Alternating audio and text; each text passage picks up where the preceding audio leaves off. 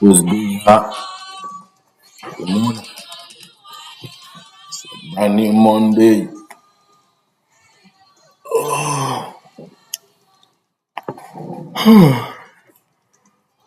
It's an interesting consolidation pre-market.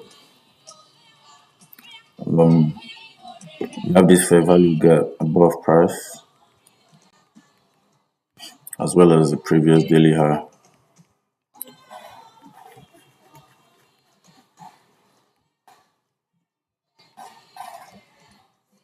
On the sell side, we have this 4 hour and hourly fair value gap that we could trade to as well. So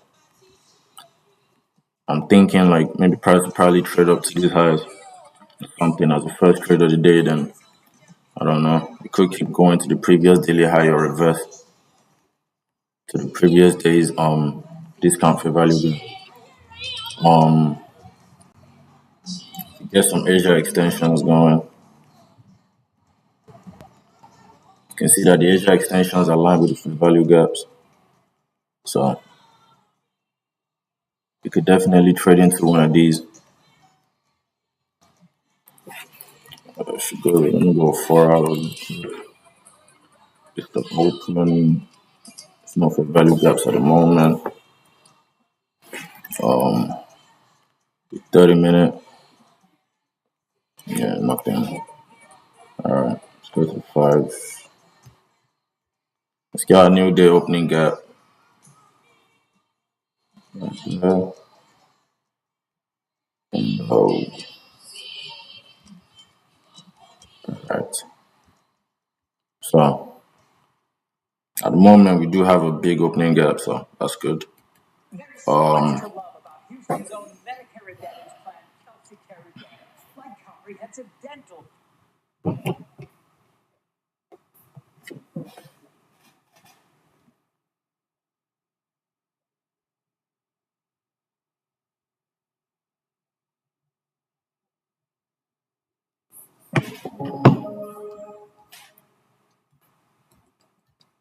How to recognize when to follow rules versus when to bend them.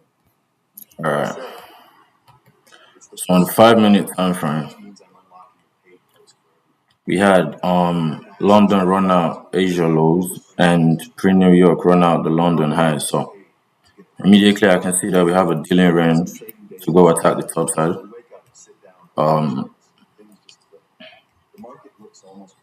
Which is good. Nasdaq should also have a good price action today, if I'm not mistaken.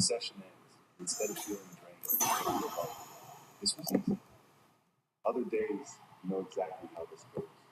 You wake up panicked. Maybe your sleep wasn't great. Maybe you've got 10 different things buzzing in your head. You open the charts and experience mental fog. What used to be a big deal triggers you more easily. The tolerance to discomfort has shrunk. These are the days you're most prone to screw up. It's night and day, and that difference is called mental clarity. Alright. Here's the thing. It's not the strategy that makes the profits. It's you, the trader. Your mind is fogged, even if that's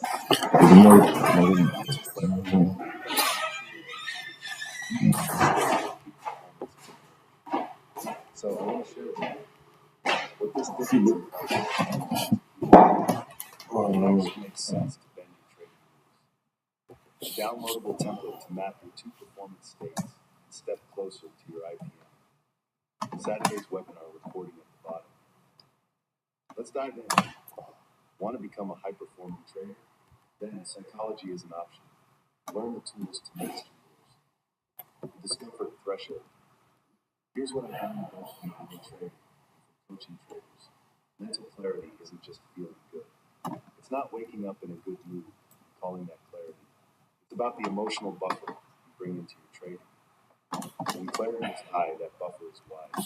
You can take 1 or 2 losses, and it barely shakes you. You just see price action with a type of clarity that's hard to explain, but that we all have experienced before.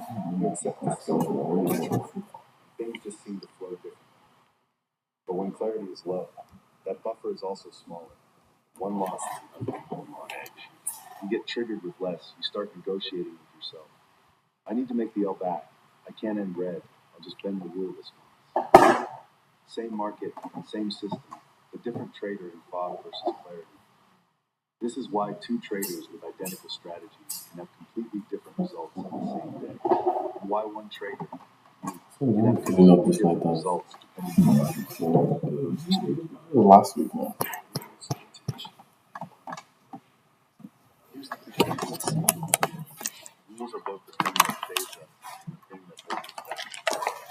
On foggy days, rules are really they keep you safe from yourself, protect you from revenge trades, from overtrading, from turning one bad morning into a ruined month. When your mind is cloudy, rules are guardrails. But on days of mental clarity, rules are not guardrails anymore. They're trampolines. They give you structure to bounce off, but you also have the freedom to bend them. Not all as I explained below. On those days, when you're fully synced with the market, that's when flexibility becomes part of performance. But there's a thin line here. Breaking rules in clarity is not the same as breaking rules in fog. In clarity, you're more centered and in touch with yourself, so breaking a rule comes from a place of intuition. In fog, breaking rules most often comes from lack of awareness, high emotionality, or sloppy mistakes. And to be clear, flexibility isn't throwing your rule book out the window. That's not flexibility. That's recklessness, usually fueled by overconfidence. So what does healthy flexibility actually look like? Here are a few examples. 1. Let go of rigid daily rules. Maybe you have a one trade per day rule, or a two losses max rule, or the classic one win rule. Those rules are brilliant on days your self-one is stronger. They stop the bleeding when you're not there. But on days of clarity, they can limit. If the market is trending beautifully, setups are clean, and you're in sync, why limit yourself? That might be the day to take that third trade. Press further into opportunity. 2. Adding to conviction. Sometimes flexibility means pressing an advantage. Let's say you're already in a strong trend trade. Maybe signal reinforces that. On a clarity day, you might add to your position, pyramiding with proper risk management, which I consider to be not adding more risk, going risk-free first before adding. 3. Hold it longer than the plan. Your playbook might say to take profits at 1 ounce or 2 ounce, but on days when clarity is high, you may sense the market moving. The move has momentum, and you feel calm enough to extend the target and let the trade run, or to leave alone. Of course, there's a downside you must be willing to accept. The trade could reverse all the way back to your stop. But here's the difference. On clarity days, your acceptance threshold is wider. You can live with the downside. Without that acceptance, it's not intuition, it's overconfidence, blindness to risk. 4. Increasing size consciously. If you want to work on increasing your risk tolerance and your account size allows, clarity days are a great opportunity to upgrade your risk per trade on high quality setups and small increments. Taking value? Give the paid plan a try. Flow versus resistance. I can't talk about clarity without coming back to Timothy Galway's Inner Game series, as I also mentioned in previous posts. He talks about two selves, self one, the inner critic, and self two, the natural performer. When I'm in fog, I'm all self one, constant interference. Don't miss trades. Don't screw this up. Why are you hesitating? You're better than this. Even on days when the market does nothing, that voice is enough to leave me exhausted. But when I'm in clarity, self two takes over. Things flow, actions feel effortless, the market looks way simple. That doesn't mean I believe it'll be a winning day. It means there's no resistance to the market reality. Win or lose, I walk away lighter. This is what I want traders to pay attention to. Because if you only ever know yourself in resistance mode, if you've never really noticed what it feels like to trade from self two from clarity, then you'll never know what peak performance actually feels like. And if you don't know it, you can't recreate it. That's where the ideal performance mindset, IPM, comes in. IPM is about recognizing these two realities, resistance versus flow, and getting to know them so well that you can identify which state you're in within minutes. Once you know it, you can align your trading with it, making it real. Here's an exercise for you in a Notion page I created. I like to give you these because it puts theory into action. On one side, write down what you look, feel, and sound like in the flow state, clarity self 2. On the other side, do the same for the resistance state, fog self 1. How does the market appear to you? How do you handle losses? What's the inner dialogue? What does your body feel like? What kind of urges show up to chase, hesitate, over trade? How do you end the session? This is your personal performance map. When you fill this out honestly, you'll build a mirror of yourself at your best and at your most resistant. And it looks different for all traders. Grab the template here. My challenge to you. Perhaps the biggest thing to take away is that we're humans and we're not linear. It's not that you wake up with the same mood, clarity, and emotions every day. And you should respect that. Now, this doesn't mean you can't access your ideal performance mindset, IPM, and create clarity. From the moment you know yourself too very well, it just gets easier to tap into it more often. When we say the trader is the biggest part of the edge, this is exactly what we mean. So here's my challenge to you this week. Pay attention. I want you to go into each session not just to trade, but to observe your state. Are you in resistance or in clarity? Most of the time, you'll recognize it within the first minutes of market, and it tends to stay stable for that session. It swings more from day to day than intraday, but you can also transition from clarity to resistance in a single session. So pay attention to that shift. Notice when you're in flow.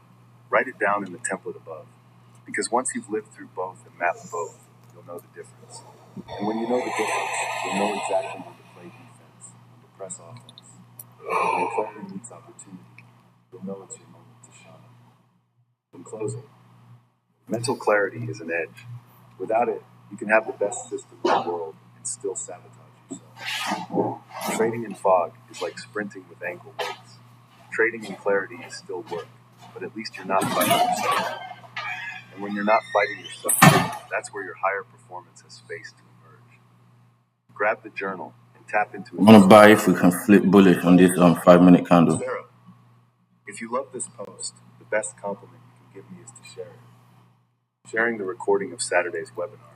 Such an engaging session, full of ideas from everyone. Love, related reads. But it's got to be on this candle here.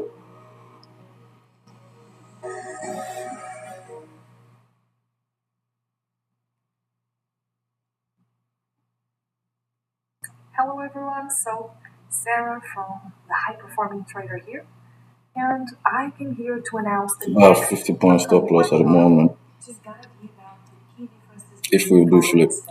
figure traders. So I truly, genuinely enjoyed our last collection in last October. Was preparing towards the next one. And so we'll cover processes, routines, all the way to perspectives and mindsets. And working daily as a performance coach with traders of all trading styles, all types of markets, all types of lifestyles and routines, I came to realize there are a couple of differences between the 5 and the 7-figure traders, and I wanted to put all of this information packed together to all see in the next webinar.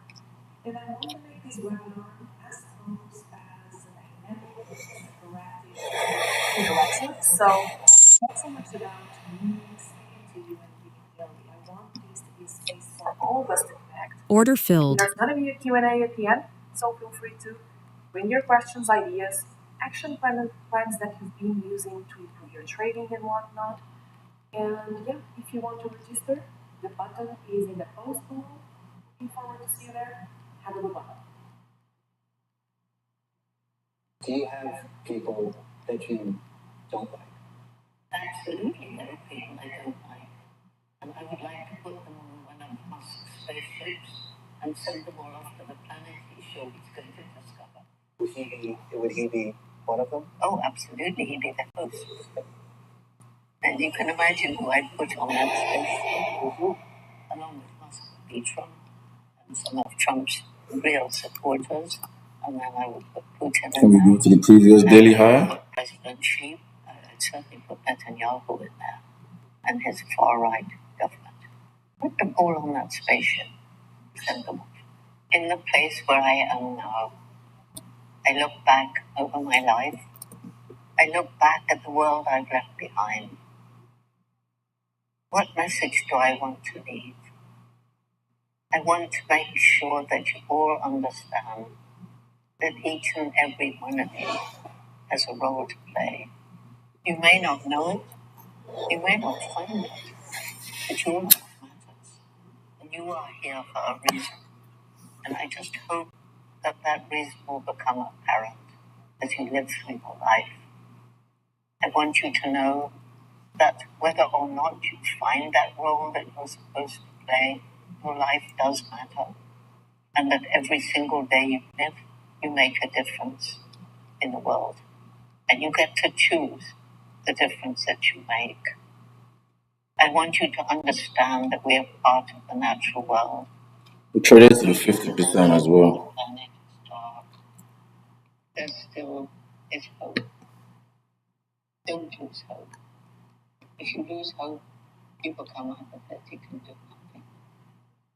Above all, I want you to think about the fact that we are part, when we're on planet Earth, we are part of Mother Nature.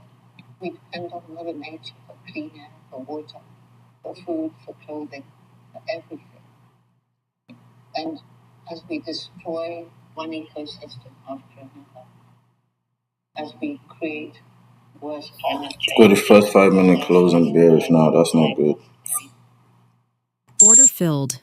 Everything in our power to make the world a better place for the children alive today and for those that will follow. You have it in your power to make a difference. Don't give up.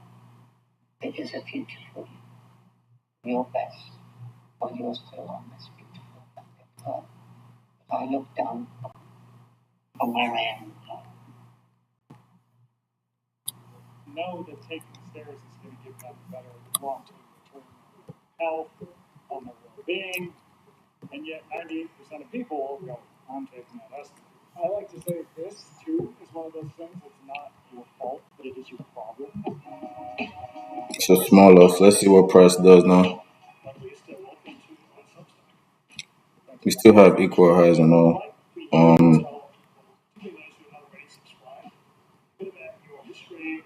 Summary of how you ended up where you are now and what you're going to do for 2%. Yeah. So my background is I worked in magazines for a long time. I worked at So now that price has run out this low, there's a chance that we could still flip bullish before crashing for the rest of the day. But at the moment, I'm going to need price to close above this midpoint, I guess. I took a job as a professor at the University of Nevada, Las Vegas, go Rebels. Did that for about 7 years, and the reason I did that is because I knew that I could teach classes and continue to write. And that I'm taking a loss in a copper prices,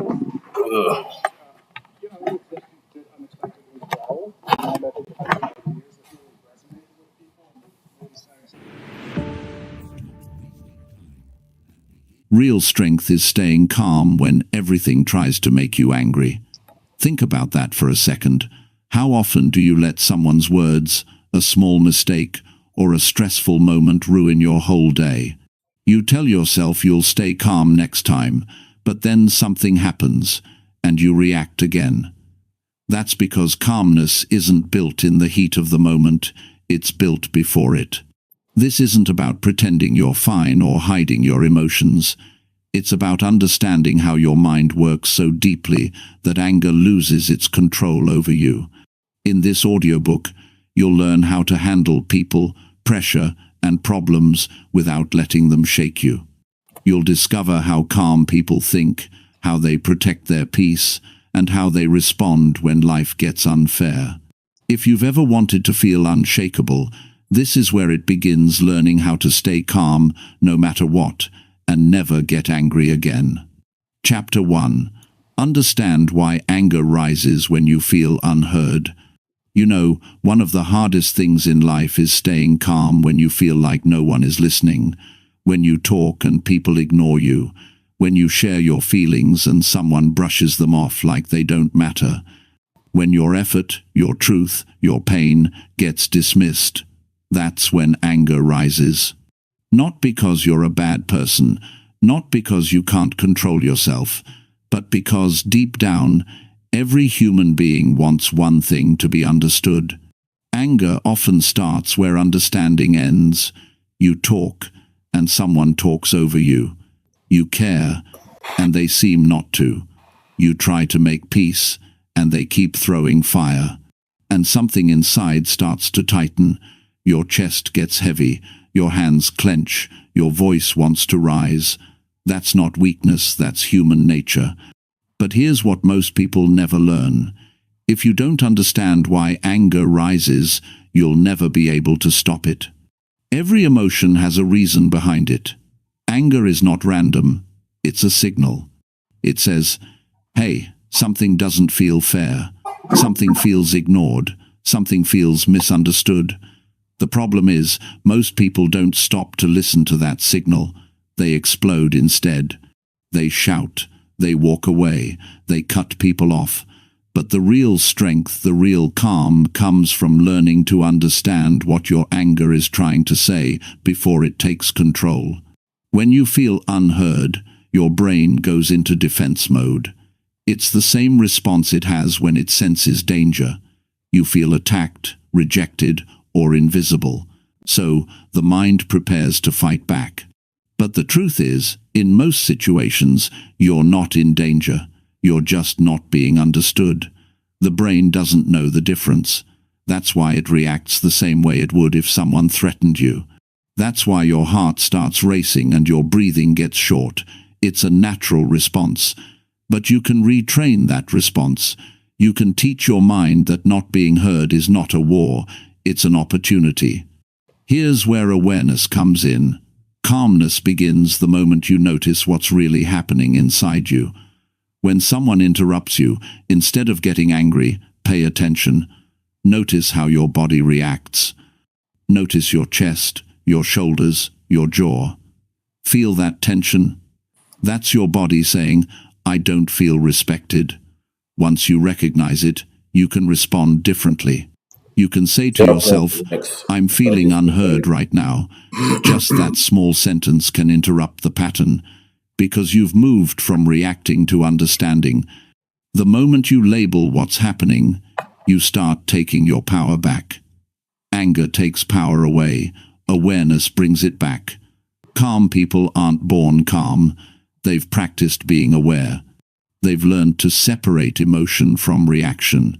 When you understand the cause, you control the outcome. You can't control what people do. You can't make someone listen. You can't force them to care. But you can control your state. You can choose not to let their behavior control your peace. That's real power. The power to stay calm, no matter what. Here's something to think about. When someone doesn't listen to you, it's easy to take it personally. But what if it's not about you? What if they're distracted? What if they don't have the emotional maturity to listen deeply? What if they're fighting their own battles inside? People can only meet you at the level of their awareness. Expecting them to understand you when they don't even understand themselves, that's setting yourself up for pain. So instead of trying to be heard by everyone, focus on being clear with yourself. Ask, what do I really want to express right now? If your goal is to be understood, start by understanding your own feelings. Calmness doesn't come from silence, it comes from clarity. When you're clear about what you feel and why, the need for others to validate it fades away. You stop fighting for attention and start standing in peace. When someone cuts you off mid-sentence, pause inside. Feel that moment. Don't rush to react. You can breathe. You can say to yourself, I choose calm over chaos. Every time you do this, you're training your nervous system to stay balanced. You're teaching your mind that you are safe, even when you feel unheard. That's emotional intelligence in action, not some fancy theory, but a real, lived practice. It's not about suppressing your anger, it's about transforming it. Suppression builds pressure, understanding releases it. The next time you feel ignored, instead of saying, they don't care about me, Try saying, I feel frustrated because I wanted to be understood. See the difference? One creates conflict. The other creates self-awareness. That shift is where calmness begins. Some people think staying calm means being weak or passive, but that's wrong. Staying calm is the highest form of strength. Anyone can shout, anyone can blame, anyone can walk away. But it takes wisdom and maturity to stay steady when your emotions want to run wild. Calmness doesn't mean you accept disrespect. It means you choose your peace over pointless battles. When you stay calm, you start to see clearly. You realize not every situation deserves your reaction. Not every argument deserves your energy. Sometimes silence says more than words ever could. But that silence must come from understanding, not from resentment. When your calmness comes from awareness, not avoidance, it becomes power. Think of all the times anger cost you peace, the words you wish you hadn't said, the arguments that solved nothing, the nights you stayed awake, replaying what you could have said better. All of that starts with one feeling, the feeling of not being heard. The next time that feeling comes, remember this: you don't need others to validate you to stay calm. You validate yourself by choosing control over reaction. It's not easy at first. You'll slip, you'll react, you'll get frustrated. But every time you catch yourself a little earlier, you're growing. Calmness is not perfection, it's progress. It's the slow, steady work of mastering your inner world. Here's a truth that changes everything. People's behavior is not about you. It's about them. Their tone, their impatience, their lack of listening, those are reflections of their state, not your worth. Once you truly understand that, you stop taking things so personally. You stop getting angry at the surface because you see the deeper truth beneath it. You see, anger is a shortcut. It's the mind's quick way of saying, this isn't fair. But calmness is the long game. It's saying, I choose peace over being right. When you start thinking like that, you stop fighting the world and start mastering yourself. Try this. The next time someone dismisses you, don't argue. Observe. Watch their face, listen to their tone, but stay inside your own peace. Feel the emotion rise, but don't follow it. That's emotional discipline. It's not about being cold, it's about being in control. You are the guardian of your own peace, and no one can take it from you unless you hand it over. Every person who has ever stayed calm in chaos learned one thing: people can only hear you when they're ready. And until they are, your calm presence speaks louder than your words ever could. When you understand this, something shifts inside. You stop trying to be understood by everyone.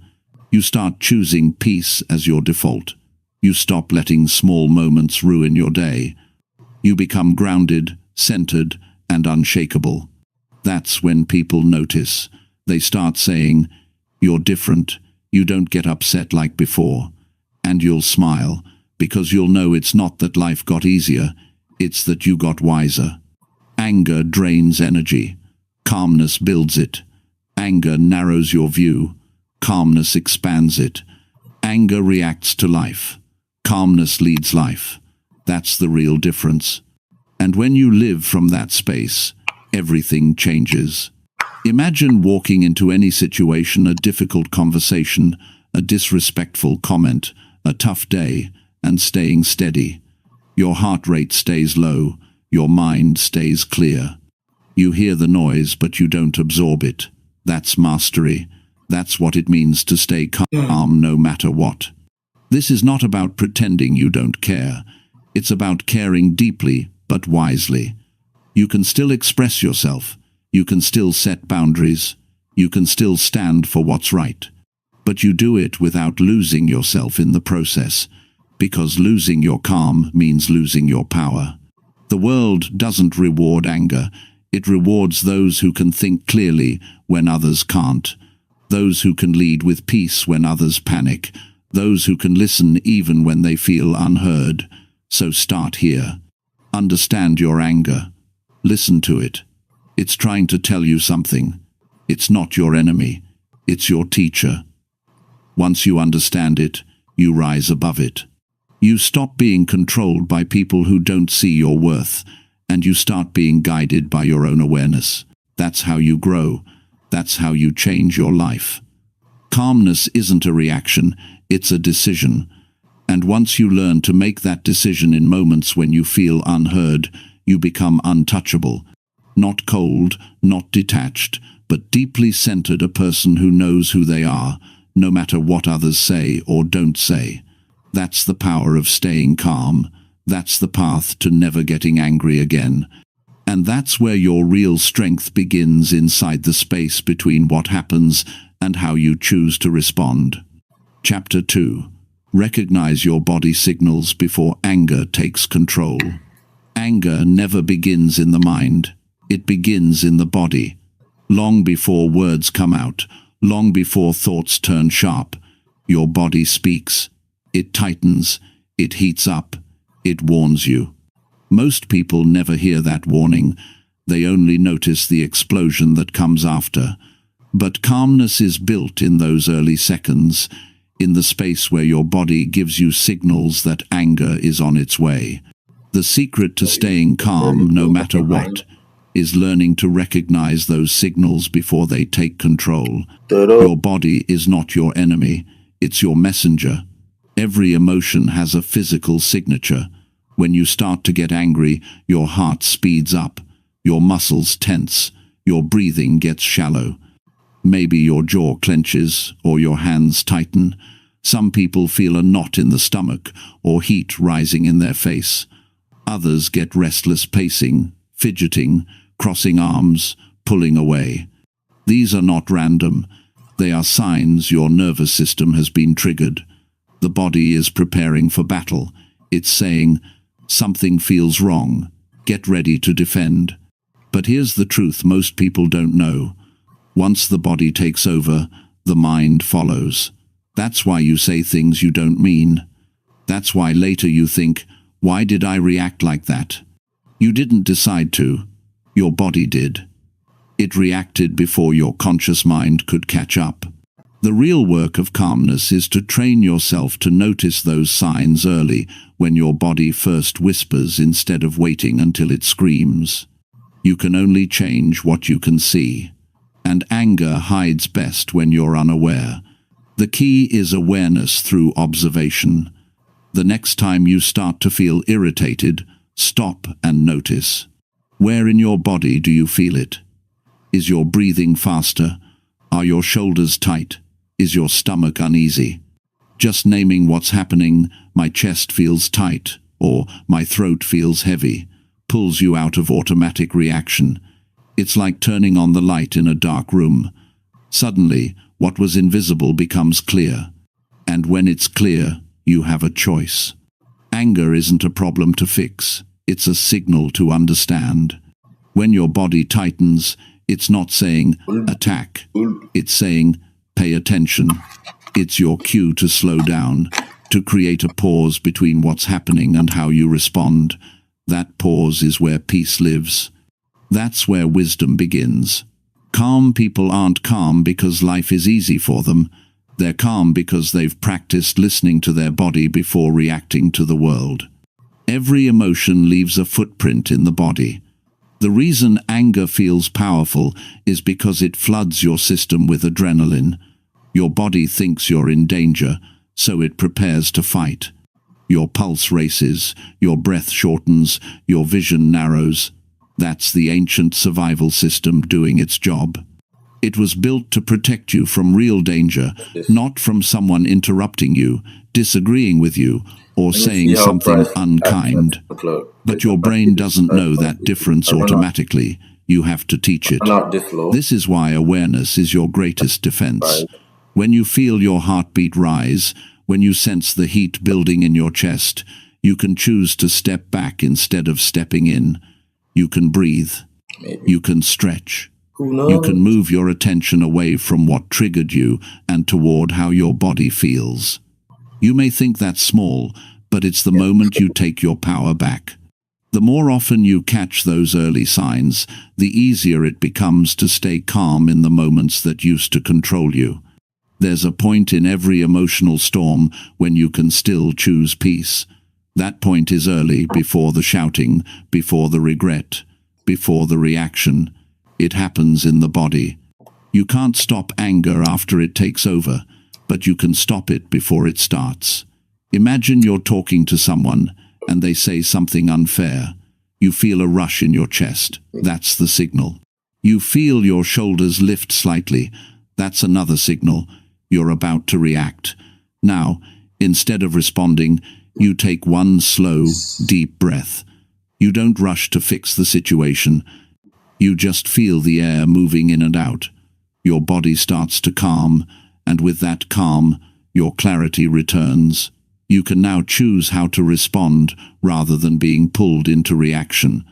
The world teaches us to focus on what others say or do, but emotional mastery begins with focusing on your own internal signals. Your body gives you everything you need to understand yourself. It never lies. It doesn't fake calmness. If you learn to recognize tension early, you can relax it. If you notice your voice rising, you can lower it. If you feel heat in your face, you can pause before speaking. Those simple actions interrupt the automatic chain reaction that leads to anger. That's emotional discipline in its purest form, not pretending you're calm, but actually calming yourself through awareness. Some people say, "I just lose control too fast." That's because they skip the signs. They don't hear their body calling out for calm. The truth is, control doesn't come from willpower alone. It comes from understanding your biology. When you slow down enough to notice your heart rate, your breath, and your muscles, you shift your state. You tell your brain, "I'm not in danger," and your body listens. The adrenaline slows, the tension eases, the emotion fades. That's how you reclaim your calmness. Not through force, but through awareness. Take time to study your patterns. Think about the last few times you got angry. What did your body feel like right before? Did you feel pressure in your chest, heat in your face, tightness in your neck? That's your personal signal. Everyone's is different. Once you know yours, you'll start noticing it earlier and earlier. One day, you'll catch it so early that anger won't even form. You'll see it coming, and you'll say, "Not this time." That's growth. Most people think of calmness as something soft, but it's actually one of the hardest skills to develop. It takes awareness, honesty, and practice. You have to face your own reactions without judgment. You have to admit when your body is leading and your mind is following. You have to build the habit of stopping in the middle of emotion and saying, "What's happening inside me right now?" That simple question can change your entire emotional life. The body and mind are partners. The body feels first, the mind interprets second. So if you want to control the mind, start with the body. Calming your body is the fastest way to calm your thoughts. When your breathing slows, your mind quiets. When your muscles relax, your focus sharpens. When your heartbeat steadies, your clarity returns. This is why the practice of noticing is so powerful.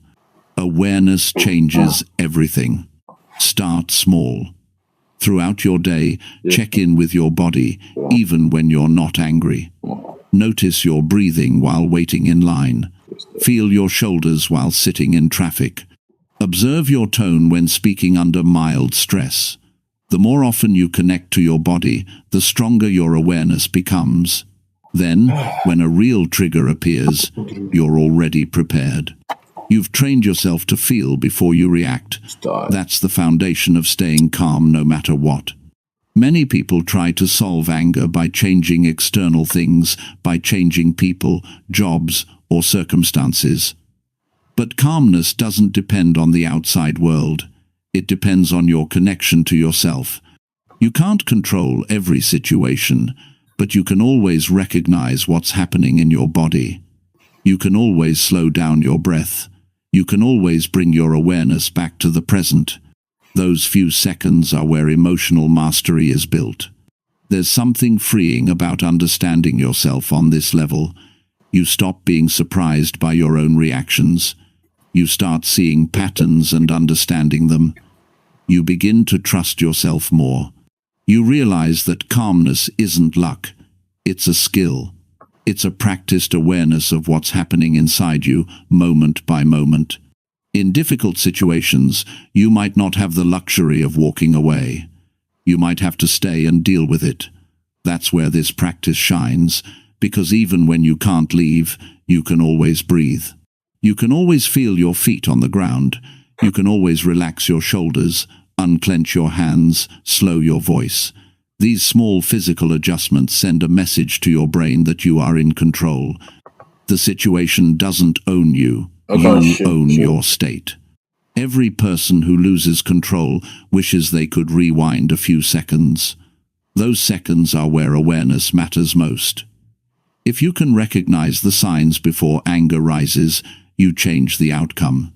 Instead of breaking connection, you preserve it. Instead of regret, you gain respect both from others and from yourself. Because staying calm isn't just about avoiding anger. It's about living with integrity. It's about keeping your word to yourself, that you will no longer let outside things control your inner world. The power to stay calm lives in your awareness of your body. Think of every muscle, every breath, every heartbeat as part of your emotional language. When you listen to it, you understand yourself deeply. When you ignore it, you react blindly. Awareness gives you freedom to choose your response, to stay clear, to keep your peace. And remember, you won't master this overnight. You'll have moments where anger still rises. That's fine. Every time you catch it earlier than before, you're improving. Every time you notice one new signal, you're building emotional intelligence. Calmness grows in layers: awareness first, practice second, control third. It's a process, not a performance. What makes a person truly powerful is not how loud they can be, but how steady they can stay. The world needs more steady people, people who don't fall apart when life gets hard, people who can stand but how steady they can stay. The world needs more steady people, people who don't fall apart when life gets hard, people who can stand still when emotions run high. That's what you're becoming when you learn to recognize your body's signals. You're training yourself to stay centered in a world that loves chaos. In every situation, your body gives you the earliest warning. All you have to do is pay attention. When you start noticing your body, you start mastering your emotions. When you master your emotions, you master your life. Calmness is not the absence of emotion, it's the understanding of it. The person who understands their own signals will always find peace faster than the one who ignores them. That's how you stop anger before it starts. You listen, you notice, you breathe, you stay aware. You trust that every signal your body sends is not a threat, but a message to pause, to reflect, to stay grounded. That's the real secret to never letting anger take control. It's not about avoiding life's challenges, it's about meeting them with awareness so deep that nothing can shake your inner balance. And once you live that way, when you can recognize your body's signals early and stay calm through anything, you don't just manage your emotions, you master them. You stop reacting to life and start leading it. You walk through storms with a quiet strength that no one can take away. That's calmness in its truest form, not empty, not cold, but powerful, aware, and free. Chapter 3. Practice slowing down your reactions to stay balanced. Every time something upsets you, you have two choices. You can react fast and lose your balance, or you can slow down and stay in control. The difference between peace and chaos is the speed of your reaction. Most people don't lose their calm because of what happens. They lose it because they react too quickly. They speak before they think. They move before they breathe. They act on impulse instead of intention. Slowing down isn't weakness. It's wisdom. It's how you stop the moment from owning you. In every heated situation, there's a small window where you can choose what happens next. It might be just a few seconds, but that's where your entire future reaction lives. When you rush through that space, you give away your power. When you slow down, you take it back. You see, reacting fast feels satisfying for a second, but it always costs you peace later. Slowing down feels uncomfortable at first because your emotions want to run wild, but with practice, it becomes your strongest habit, the ability to think clearly while others lose control. Your emotions are like waves. They rise, peak, and fall. The mistake is believing that the first rise needs a reaction. When anger or frustration appears, it's just a wave. If you slow down, the wave will pass. If you jump into it, you drown in it. Slowing down means stepping back long enough to see the bigger picture. It means asking yourself, is this really worth my peace? Most of the time it isn't. Most of the time what feels urgent in the moment means nothing a few hours later. When someone says something that triggers you, your first reaction will always be emotional. You can't stop that initial spark, but you can decide what happens next. Do you throw fuel on it, or do you pause and let it fade? The pause doesn't mean you're ignoring the problem. It means you're giving yourself time to understand it. A calm mind makes better decisions. A fast reaction only makes regret. The slower you move between stimulus and response, the wiser you become. Slowing down doesn't mean you stop caring. The wiser you become. Slowing down doesn't mean you stop caring. It means you start choosing. You start valuing peace over proving a point. You stop letting every rude comment or stressful moment dictate your energy. Imagine what would happen if, instead of reacting instantly, you waited 3 seconds before speaking. Those 3 seconds could save you from hours of regret. Those 3 seconds could turn an argument into a conversation. That's how balance is built. One slow, conscious response at a time. The habit of slowing down begins with awareness. Pay attention to your pace in everyday life. Notice how you rush to answer texts, rush to respond in conversations, rush to defend yourself. Every rush comes from fear. The fear of not being understood, the fear of losing control, the fear of being wrong. But when you slow down, you realize you don't need to prove anything. You're already in control by choosing calm over chaos. There's a quiet strength in people who don't rush to respond. You can see it in their eyes. They're listening, processing, observing. They don't take the bait. They don't need to win every moment. They understand that time reveals truth and patience keeps balance. When you learn to slow down, you stop reacting to every emotion like it's a command. You become the one who decides how the moment will go, not the one dragged by it. It takes discipline to pause when emotions push you to react, but discipline is the muscle that builds balance. Every time you take a deep breath instead of shouting, you strengthen that muscle. Every time you count to 5 before replying, you make calmness your natural state. These small pauses may seem insignificant, but they rewire your entire emotional system. You start to see that nothing outside of you has power, unless you hand it over through reaction. A fast reaction is driven by emotion. A slow response is guided by clarity. The moment you slow down, your perspective widens. You start noticing things you couldn't see before, the tone of the situation, the intent behind words, the real meaning beneath someone's anger. You realize that most conflicts are misunderstandings, not attacks, and you begin to handle people with empathy instead of defensiveness. In relationships, slowing down changes everything. Arguments cool faster, communication improves, understanding deepens, because when you stop rushing to defend yourself, you actually start hearing the other person. And often, that's all they needed to be heard. When one person slows down, the entire energy of the situation shifts. One calm person can settle 10 angry ones. That's the quiet influence of balance. In moments of stress, your body wants to react fast because it's wired to protect you. That's an ancient survival instinct. But most modern conflicts aren't life or death, they're emotional triggers. Your brain can't tell the difference unless you teach it. When you slow down, you send a signal to your body that you are safe. Your heart rate drops, your breathing steadies, and your thoughts clear.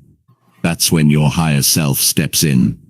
The part of you that thinks long-term, that values peace, that sees beyond the moment. Balance isn't about avoiding emotion, it's about pacing it. When you slow down, you give space for your emotion to settle so you can respond with reason. Think about how many times reacting fast has led to more problems. Think about the arguments that got worse because you spoke too soon. Every time you slow down, you prevent that chain reaction. You protect your peace before it's disturbed. One of the most powerful things you can do when you feel triggered is to pause and check your tone. Your tone often decides how others react to you. A calm tone invites understanding. A sharp tone invites conflict. If you slow down enough to choose your tone, you're already ahead. You're already in control. You can turn a tense situation into a respectful exchange just by adjusting the pace of your response. Slowing down also helps you catch the real cause of your emotion. Often anger or frustration isn't about the moment in front of you. It's about something deeper. When you rush, you miss that connection. When you slow down, you see it clearly. You realize the argument isn't about the words said, it's about feeling disrespected, unappreciated, or misunderstood. Once you identify the real cause, you can address it calmly, instead of reacting blindly. Patience doesn't mean doing nothing. It means doing what's right at the right time. There's a big difference between delay and discipline.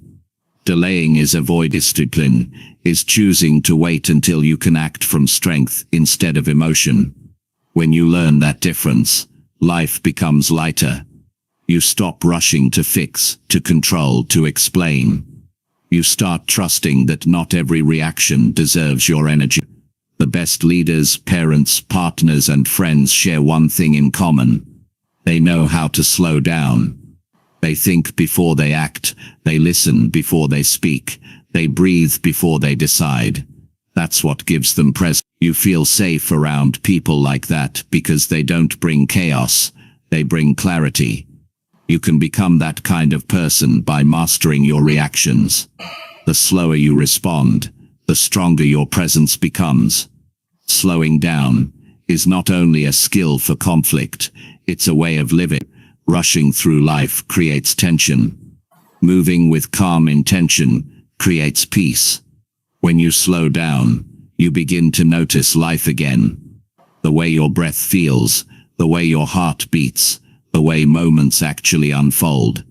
You realize that life doesn't demand speed, it demands presence and thought to reflect. Your ego wants to win, but your soul wants out to argue. Pause and ask yourself if it's worth it. Each time you do, you teach your nervous system that calmness is safe. The more you practice, the faster you'll. Over time, slowing down will change. You stop. You may still face pressure, but you stay grounded under it. You move slower, think deeper, and live wiser. That's the power of slowing down your reactions. It's not about changing your emotions.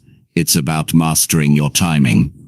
It's about giving yourself enough space to act from wisdom instead of impulse. You'll notice that once you start living slower internally, the world outside starts to feel more peaceful too. Because your calm becomes contagious, Your steadiness influences others to slow down too.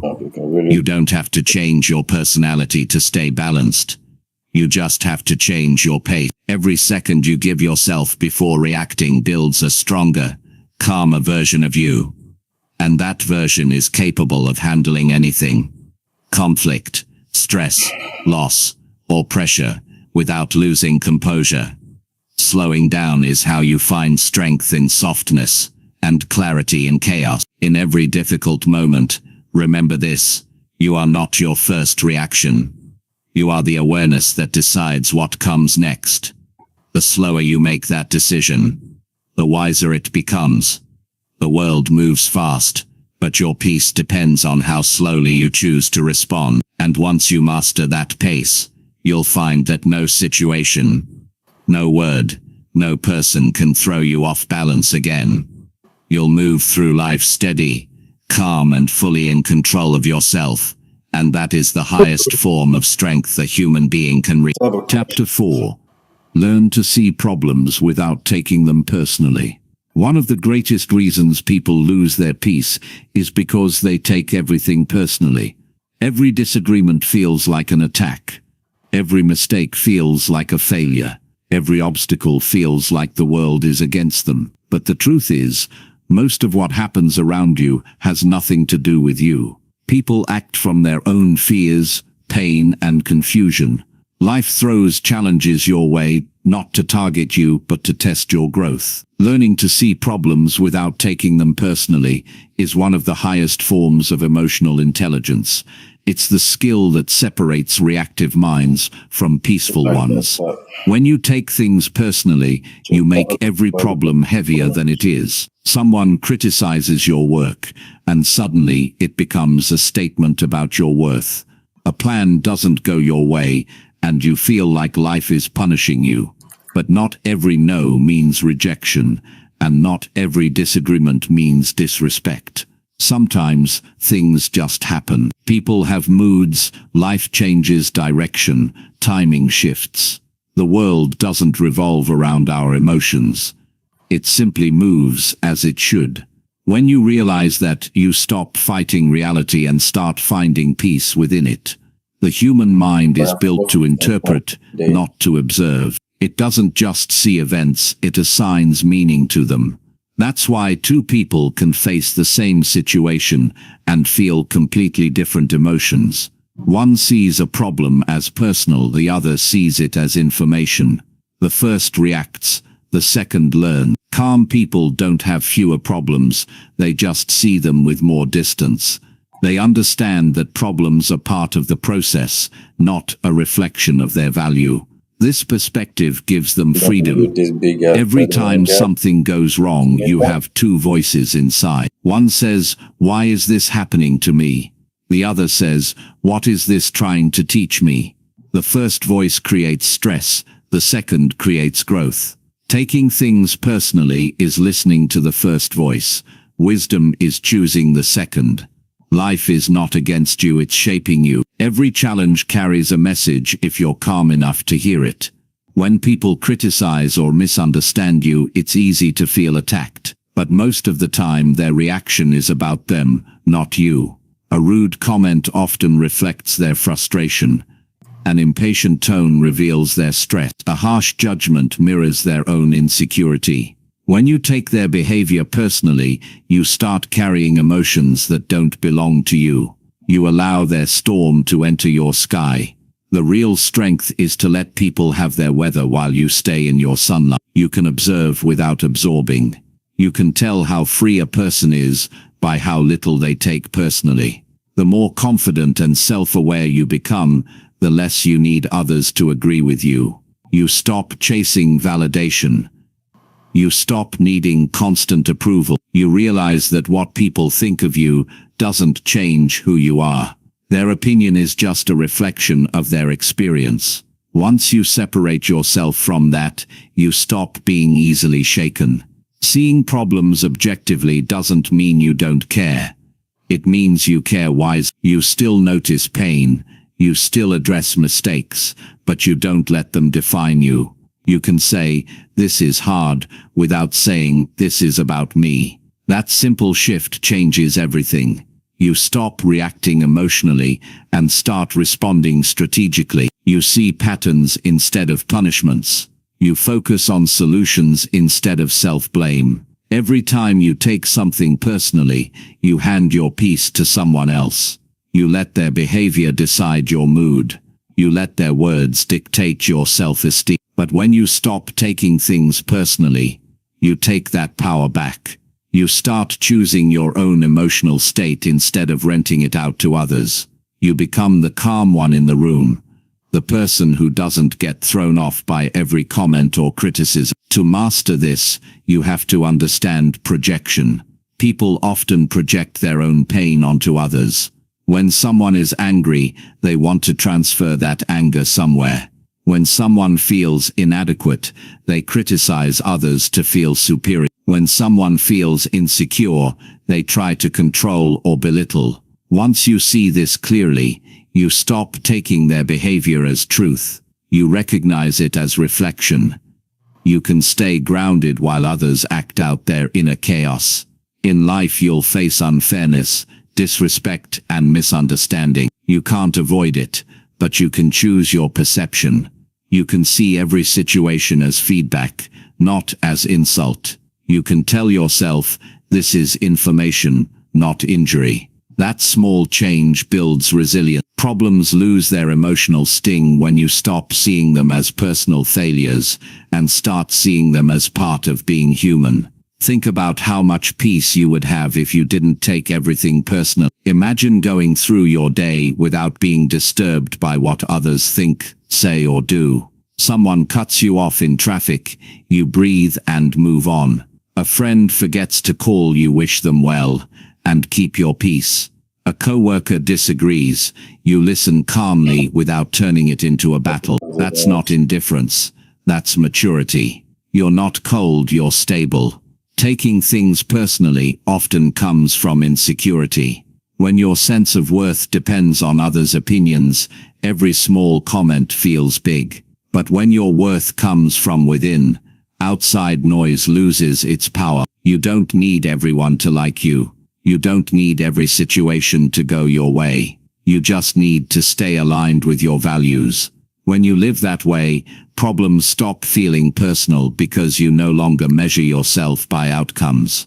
Seeing problems clearly requires detachment, not distance. Detachment doesn't mean disconnecting from life. It means engaging with it without letting it consume you. It's saying, I can handle this, without losing myself in it. The most successful people are detached from results. They put in their best effort and accept whatever follows. That mindset keeps them steady through failure and success alike. You'll notice that people who take things personally are often exhausted. Every small thing hurts them. Every opinion weighs them down.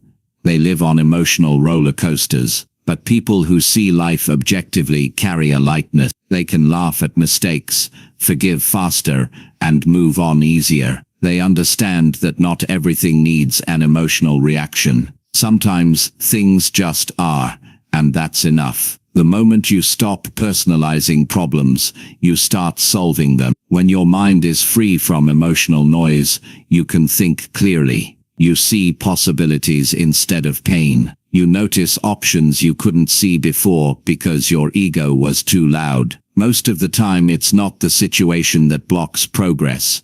It's the story you tell yourself about it. Change the story, and the problem changes shape. Life will keep giving you chances to practice this. You'll face criticism, rejection, delays, and disappointment. Instead of asking, why me? Ask, what can I learn from this? That simple question turns frustration into focus. It gives your mind direction instead of reaction. Every time you choose understanding over offense, you grow stronger. When you stop taking things personally, you also communicate better. You listen to understand, not to defend. You respond instead of reacting. You don't twist other people's words into proof of your pain. You hear what's said instead of what you fear. This kind of communication builds trust. People feel safer around you because your calmness shows you're not ruled by emotion. You'll also notice that calm people attract calm situations. When you don't react emotionally,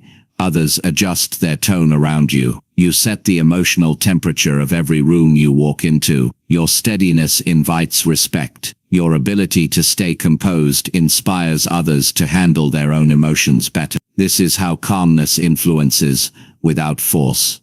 It teaches by presence, not preaching. There's a deep freedom in realizing that problems are neutral until you assign them meaning. You can interpret any event as a personal attack or as a passing challenge. That choice determines how much power it has over you. You can choose peace by refusing to make yourself the center of every storm. Not everything is about you, and that's liberating. This doesn't mean ignoring your feelings. It means guiding them. You can still acknowledge hurt, disappointment, or frustration, but you don't need to build your identity around them. You can say, "This situation was painful," without saying, "I am the pain." When you learn that difference, emotions pass through you instead of staying inside you. You stop collecting them like heavy stones. The more you practice this, the lighter you become. You stop reacting to every challenge with self-blame. You stop overthinking every comment. You stop chasing explanations for people's behavior. Instead, you give yourself grace. You remind yourself that other people's actions are reflections of their journey, not a mirror of your value. You can stay compassionate without carrying their burdens. Life becomes simpler when you stop taking things personally. The world feels less hostile. People seem easier to understand. You begin to see that everyone is fighting unseen battles, and their behavior is just a symptom of that struggle. Once you understand this, forgiveness becomes easier, patience becomes natural, and peace becomes your default state. The next time a problem appears, step back. Ask yourself, what if this has nothing to do with me? That question alone removes half your stress. It brings distance between you and the situation. In that space, you can see clearly. You can make decisions based on logic, not emotion. You can act from wisdom instead of impulse. The goal isn't to avoid problems. It's to stop letting them define your emotional world. Problems are teachers, not enemies. They show you where you still take things too personally, where you still give away your peace too easily. Every challenge is a mirror showing your current level of self-mastery. When you reach the point where you can see a problem, acknowledge it, and still feel calm inside, you've grown beyond most people. You've learned that peace doesn't depend on perfection. It depends on perspective, and your perspective is entirely within your control. You can choose to live as if life is happening to you, or you can live as if life is happening for you. One makes you a victim, the other makes you free. Learning to see problems without taking them personally is a lifelong practice. It's not about becoming emotionless. It's about becoming emotionally wise. You still care, you still feel, but you no longer crumble under every challenge. You observe more, you judge less, you respond with clarity. That's what emotional maturity looks like. That's what calmness truly is. The power to stay peaceful inside no matter what happens outside. Chapter 5. Build mental space between feeling hurt and responding. There's a moment between getting hurt and saying something you'll regret. It's small, but it's powerful. That moment is your space, the mental distance between pain and reaction. Most people don't have that space. They feel hurt and they speak. They feel insulted and they defend. They feel misunderstood and they fight back.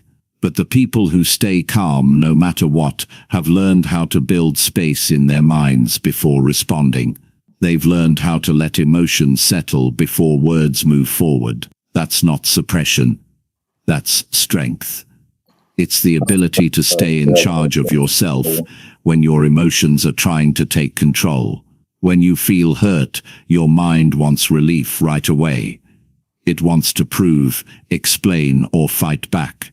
But reacting instantly only adds fuel to the pain. The wiser way is to pause and give yourself mental breathing room. You don't ignore what you feel. You acknowledge it without letting it rule you. You step back and observe your reaction instead of living inside it. That short pause might last 2 seconds or 2 minutes, but in that time, you choose awareness over impulse. And that single choice can change everything about how you handle life. Building mental space means not allowing your emotions to decide your next move. You can still feel deeply, but you don't act until you understand. That's maturity.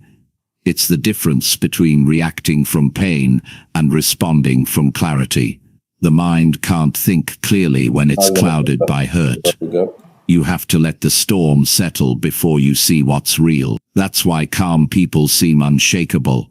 They've mastered the art of waiting for emotional clarity before they respond. When someone says something that cuts you, your body feels it first. Your heart tightens, your chest gets heavy, your thoughts race. That's the emotional trigger firing. Most people speak right there, in that heat. But what if you didn't? What if you took a breath instead of defending yourself? What if you said nothing until your heartbeat slowed? That's how you start building mental space. You train yourself to let the first wave pass before doing anything. The emotion will fade, and once it does, your wisdom can speak. The space between hurt and reaction is not about delay. It's about direction. It gives you time to see the truth of the situation. Maybe the person didn't mean to hurt you. Maybe they're having a bad day. Maybe what they said has nothing to do with you at all. When you react fast, you miss all those possibilities. When you slow down, you start to see reality instead of assumption. That's how peace is protected, through awareness that comes from distance. In that space, you can ask yourself simple but powerful questions. What am I really feeling right now? What does this situation actually mean? Do I need to respond, or can I just release it? These questions shift your focus from pain to understanding. They remind you that not every wound needs a war, and not every slight deserves a speech. The more often you ask these questions, the more natural it becomes to hold your peace instead of losing it. Building this mental space requires practice, because your emotions will always try to pull you into reaction. The mind wants to fix discomfort immediately. But real growth comes from learning to sit in discomfort without rushing to fix it. You allow the feeling to exist without letting it define your behavior. That's emotional maturity. Acknowledging hurt without becoming it. It's saying, I feel this, but I am not this. There's power in silence, not the silence of avoidance, but the silence of control. When you don't respond right away, you're not weak, you're wise. You're giving yourself a chance to respond with intention instead of emotion. Most regrets come from speaking too soon. Very few come from waiting until you understand. That's why the most peaceful people are often the quietest in conflict. They don't let pain rush them. Building mental space also means separating your identity from your feelings. Just because you feel hurt doesn't mean you're broken. Just because you feel attacked doesn't mean you are. Emotions are temporary visitors, not permanent truth. When you give yourself time to observe them, they pass. But if you let them drive your reactions, they control your life. The space you create allows emotions to move through without leaving damage behind. In that pause, you also give others a chance to reveal themselves. When you don't react instantly, you see things more clearly. People show their real intentions when you stay calm. Sometimes you'll realize it wasn't personal. Other times you'll learn who's worth engaging with and who isn't. Either way, silence gives you power. Reaction gives it away. This space also protects your relationships. Words said in anger are hard to take back. When you respond from a calm mind, you preserve respect. You can express how you feel without destroying trust. You can communicate your hurt without adding more pain. That's how mature relationships survive conflicts. Not by avoiding them, but by handling them with awareness instead of heat. The practice of mental space begins with small moments. Someone interrupts you. You pause before responding. A text frustrates you. You wait before replying. A misunderstanding arises. You breathe before explaining. Each pause builds emotional strength. Over time, that strength becomes your default. You no longer need to force calmness. It becomes your natural state. You respond slower, but stronger. You speak fewer words, but they carry more truth. Your mind becomes clearer when you stop rushing to react. You start to notice patterns in your own emotions. Maybe you always react fast when you feel disrespected. Maybe your tone changes when you feel ignored. Once you see these patterns, you can separate the situation from the emotion. You start asking, am I reacting to what they said, or to what I'm afraid it means? That kind of awareness transforms pain into power. When hurt comes, and it will, remind yourself that you don't owe anyone an immediate reaction. You owe yourself peace. You owe yourself time to think. You owe yourself the right to respond when you're ready. The world moves fast, but emotional control moves slow. And that slowness is not laziness. It's wisdom in action. Every moment you pause, you're choosing to protect your energy from unnecessary chaos. Creating this space also helps you heal faster. When you react too soon, you often add new wounds to old ones. But when you pause, you let old wounds breathe instead of bleed. You start to see that hurt is just a signal calling for understanding, not a command demanding reaction. You learn to comfort yourself before confronting others. That self-soothing becomes your anchor in emotional storm. The greatest gift of building mental space is self-respect. You start treating your emotions as sacred instead of explosive. You begin to value peace more than being right. You stop allowing every situation to pull you out of balance. You no longer hand your calm to people who haven't earned it. That's what emotional mastery looks like. Responding from your higher self instead of your wounded self. It also changes how you see strength. Real strength isn't in reacting faster. It's in responding wiser. It's not in showing emotion loudly. It's in channeling it consciously. When you can pause between hurt and response, you carry a quiet authority. You're no longer controlled by others' words or actions. You respond because you choose to, not because you have to. That freedom is what most people spend their whole lives searching for. The space between feeling hurt and responding is like a doorway. On one side is reaction, chaos, and regret. On the other is clarity, peace, and growth. You walk through that doorway every time you choose awareness over emotion. You don't suppress how you feel. You simply give it time to make sense. You don't build walls around your heart. You build wisdom inside your mind. When something hurts, it's okay to step back and say, I need a moment. That simple sentence protects your calm. You're not running away.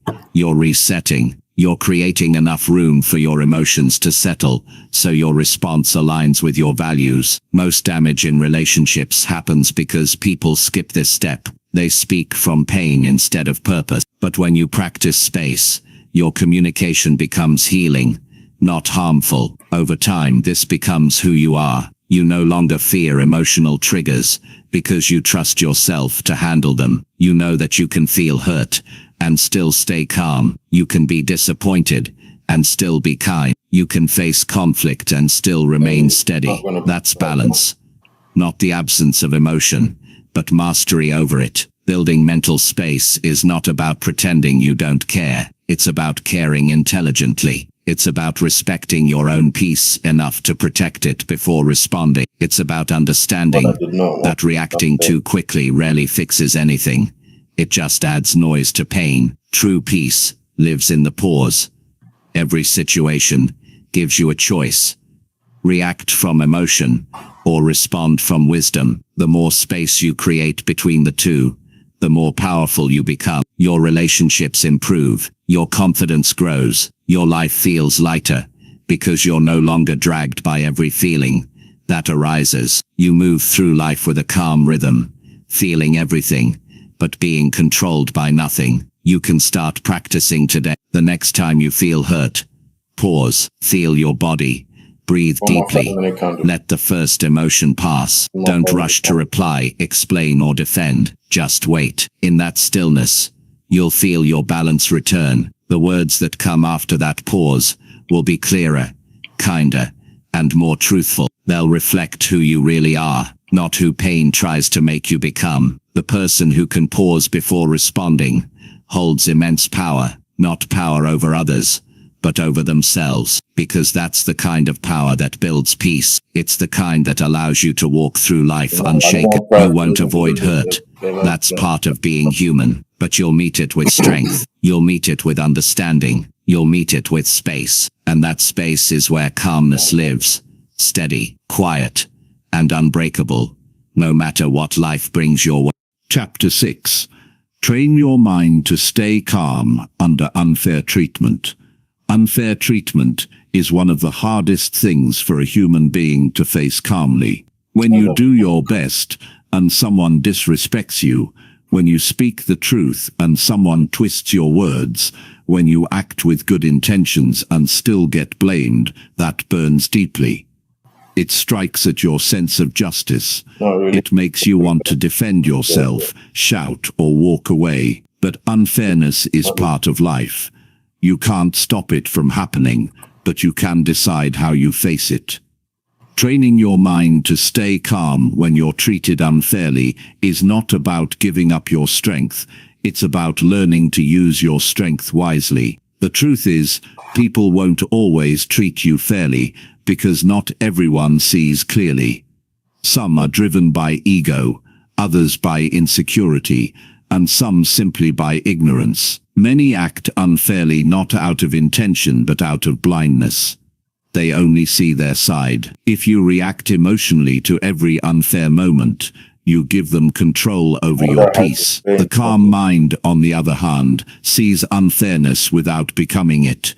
It recognizes the wrong, but doesn't allow the wrong to define its state. The first step in staying calm under unfair treatment is accepting that fairness is not guaranteed in this world. You can be kind and still be judged. You can be honest and still be doubted. You can work hard and still be overlooked. When you understand that, you stop expecting perfect justice from imperfect people. You start focusing on what you can control: your behavior, your mindset, your dignity. Calmness doesn't mean you approve of the unfairness. It means you refuse to let it break you. Every unfair act is a test of emotional maturity. The moment someone treats you unfairly, your emotions rise fast. Anger, disbelief, sadness, they all rush in at once. That's natural. But that first emotional wave is not your decision. What comes next is, if you train your mind to pause in that moment, to breathe before reacting, you stop the unfairness from reaching deeper into your peace. You remind yourself that your self-control is stronger than someone else's behavior. A calm response to unfairness is not silence born of fear.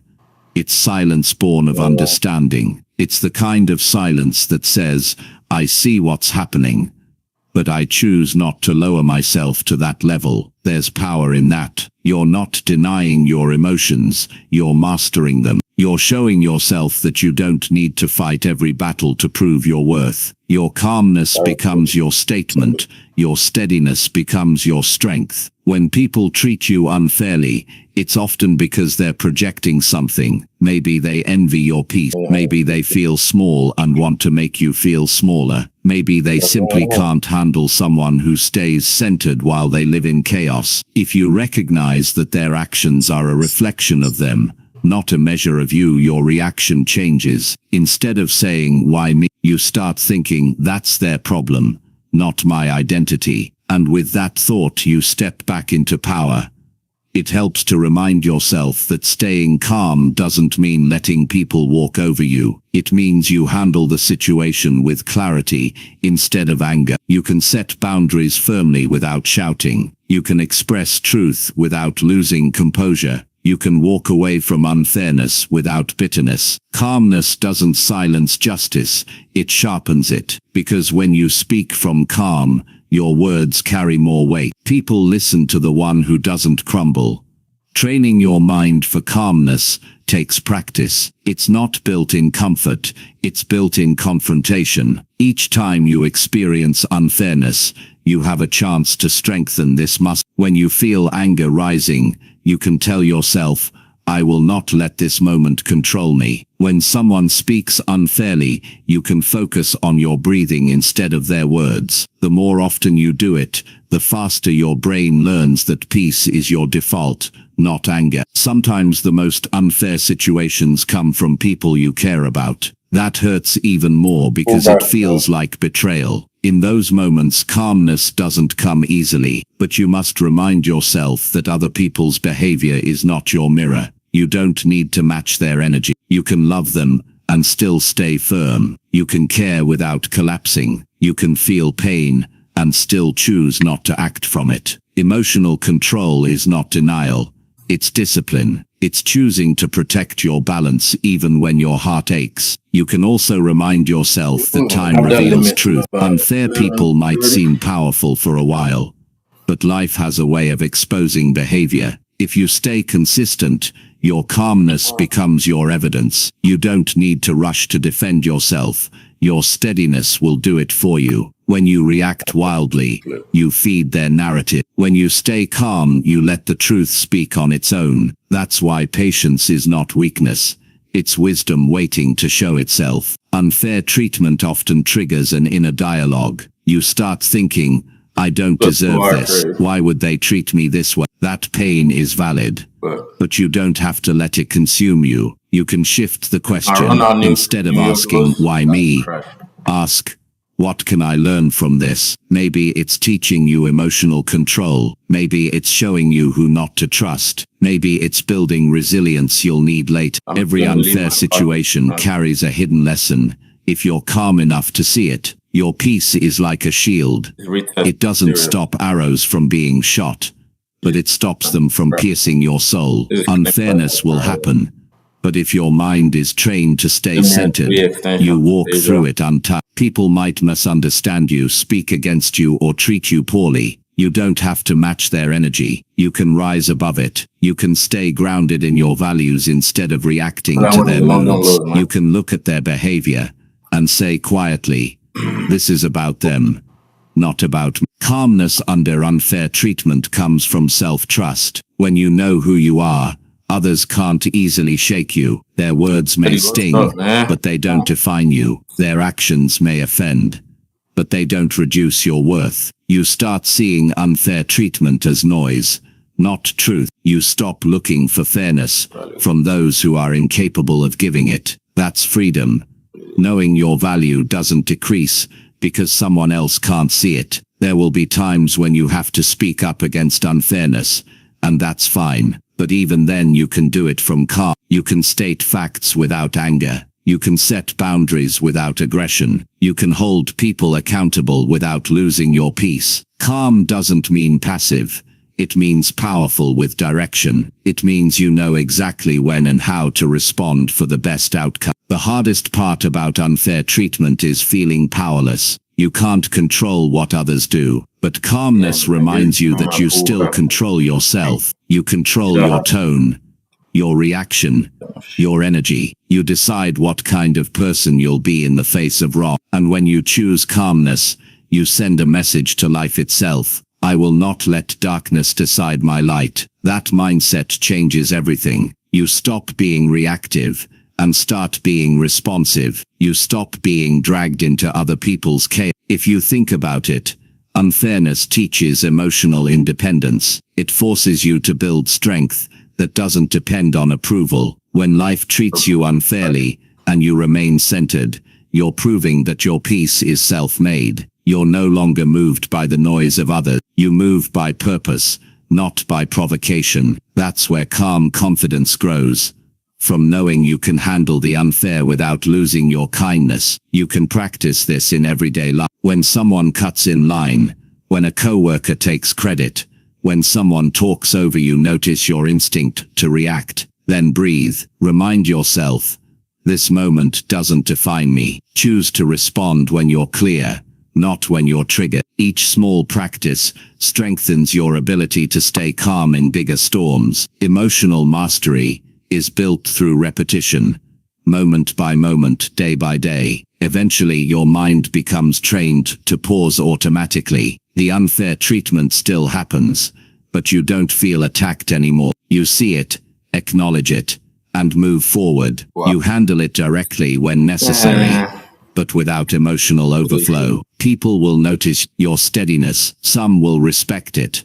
Others may test it, but your calm will remain, because you're not acting for them. You're acting for your peace. Calmness under unfairness also gives you perspective. When emotions settle, you can see what's really going on. You can make smarter decisions, because your mind isn't clouded by anger. You can focus on solutions instead of drama. You can find ways to protect yourself wisely instead of reacting impulsively. That's how calmness becomes an advantage.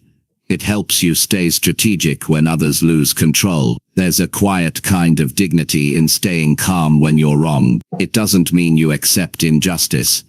It means you refuse to let injustice steal your inner stability. You keep your energy clean. You keep your focus forward. You handle what you must, then let go of what you can't change. Every time you choose calmness, you win a battle within yourself, and that's the only battle that truly matters. At some point, you realize that unfair treatment is not a reflection of your failure.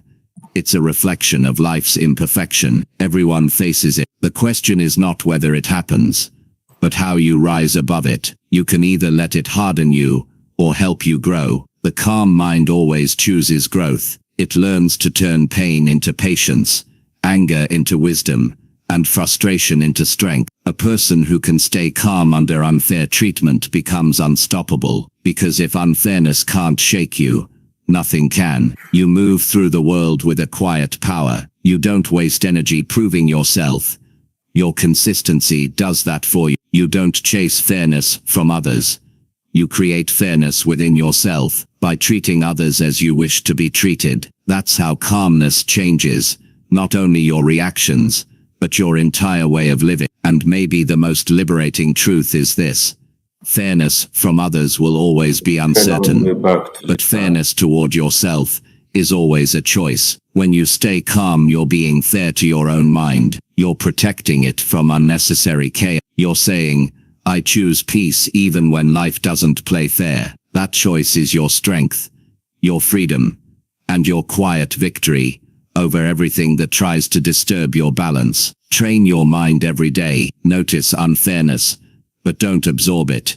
Feel pain, but don't become it. Act with integrity, even when others don't, because calmness under unfair treatment is not just emotional control. It's the highest form of self-respect. It's the decision to rise higher than the situation, to walk with dignity when others lose theirs, and to let your peace speak louder than any injustice ever could. Chapter 7. Let go of the need to prove you are right. One of the biggest thieves of inner peace is the constant urge to prove you are right. It hides deep in the mind, disguised as pride, disguised as justice, disguised as the need to be understood. When you feel misunderstood, when someone twists your words, or when people reject your truth, that need to explain yourself can grow into frustration. You tell yourself, they need to know the truth, they need to see I'm right, but the harder you try to prove it, the more drained you become. Because in truth, peace and the need to be right can't live in the same space. One feeds the ego, the other feeds the soul. There's something deeply human about wanting others to understand you. You want your intentions seen. You want your efforts recognized. You want your truth accepted. But not everyone will see the world through your lens. Some people are too stubborn to listen. Some are too proud to admit you might have a point. And some simply don't care about understanding, they just want to win. If you build your peace around convincing them, you'll always be exhausted. You can't make closed minds open. You can only keep yours clear. Letting go of the need to be right doesn't mean you stop standing for truth. It means you stop fighting battles that lead nowhere. It means you value peace over ego. You understand that being right doesn't always make life better, but being calm always does. Sometimes silence says more than any argument. Sometimes walking away is not weakness, it's wisdom. Because the more you argue with those who can't hear you, the more you lose yourself trying to win something that doesn't matter. When you're trying to prove yourself, your energy shifts from This is peace to the tension. silver bullet. Your mind races with justifications, your tone sharpens. You replay conversations in your head, thinking of what you should have said. You carry invisible weight, trying to control what others think of you. But the truth is, people will believe what fits their perspective, not necessarily what's true. You can present facts, evidence, and clarity, and still be misunderstood. And when you realize that, you also realize how freeing it is to stop trying. Freedom comes when you no longer need to win arguments to feel at peace. You start to understand that your calmness is proof enough. Time proves more than words ever will. The truth has a way of surfacing without your effort, and those who need to believe lies will eventually face their own reflection. Your job isn't to convince, it's to stay aligned with your value, because nothing is more powerful than a person who knows they're right but doesn't need to prove it. The mind loves validation. It wants acknowledgement. It wants to be seen as smart, fair, and capable. That's why arguments feel addictive. They feed the ego's hunger. You feel a rush when you win. But that rush fades quickly and leaves tension behind. And deep down, you know that peace feels better than being right. Peace lasts longer. Peace doesn't need applause. When you reach that understanding, you begin to move differently. You listen more and argue less. You observe more and react less. You learn that silence often ends conflicts faster than words. Sometimes the desire to prove yourself comes from fear. Fear of being misunderstood, fear of being overlooked, fear of losing respect. But true self-respect doesn't need an audience. It's quiet. It's internal. It's built on knowing your truth so deeply that external approval becomes irrelevant. The more you strengthen that inner knowing, the less you need to explain it. You can simply say, "I know who I am," and let that be enough. There will always be people who misunderstand your intentions. You could explain yourself 100 times, and they would still twist your words to fit their story. So why keep trying? Every time you engage in unnecessary battles, you give away your peace. You can walk away not because you're weak, but because you value your time too much to waste it on misunderstanding. People who want to understand you will. Those who don't never will. No matter how clear you are, that's not your fault, and it's not your job to fix. Letting go of the need to prove you're right is not surrender. It's mastery. It's realizing that energy spent defending your truth is better used living it. When you live authentically, your actions become your evidence. You don't need to tell people who you are. They'll see it, and even if they don't, you'll still be at peace, because your self-worth no longer depends on their recognition. Think about how many conflicts would disappear if people stopped trying to win and started trying to understand. The moment you stop proving, the argument ends. It doesn't matter if the other person keeps talking. You don't have to match their energy. You can listen, stay calm, and simply say, "I see it differently." That one sentence has more power than 1,000 defensive ones, because it closes the door on ego and opens the door to peace. Learning to let go also means learning to be okay with misunderstanding. People will misjudge you. They'll misinterpret your words. They'll form opinions based on fragments of truth. You can't chase every misunderstanding down. If you do, you'll spend your whole life explaining instead of living. Sometimes the most mature thing you can do is let them think what they want and move on. Life always shows who was right in the end, but by then you'll no longer care. You'll be too focused on peace. There's a strange power in not reacting. When someone expects you to argue and you don't, it confuses them. When they expect anger and you give calm, it disarms them. They can't fight what refuses to fight back. That's the quiet strength of self-control. It turns arguments into lessons. It shows that your peace is not for sale, no matter how unfair the situation. That kind of calmness doesn't just change your life, it changes how others treat you. Because when people realize you can't be provoked, they start respecting your presence. Sometimes you'll be in situations where you know you're right but can't prove it at work, in relationships, with family.